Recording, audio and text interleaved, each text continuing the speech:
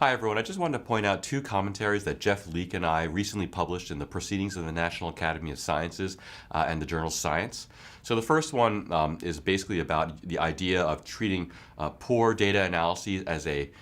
a problem that should be prevented. So kind of taking like a disease type of analogy here, and how do we prevent the disease from occurring? So this is very related to the evidence-based data analysis lectures that you've already seen in this course, and we've taken the time to write up a summary of kind of what we believe should be done and how best we can address the problem of preventing poor analyses from happening and from being published in the literature. The second commentary, which was published in Science recently, is about framing the question in a data analysis, and how if you inappropriately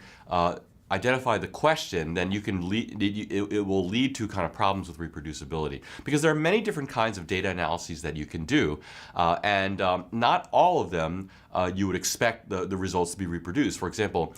if you had a highly exploratory analysis where you were just looking for different interesting predictors that you might want to follow up with in a more careful study. Well, a highly exploratory or even descriptive type of analysis is one type of analysis that we might use to kind of generate hypotheses or to generate ideas. But we don't expect it to be the be-all and the end-all analysis. On the other hand, you might have a more confirmatory type of analysis where you have a very carefully designed either a trial or a study where you're trying to confirm that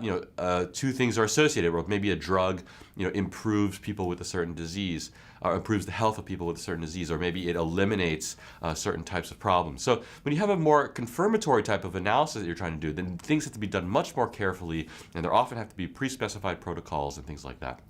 So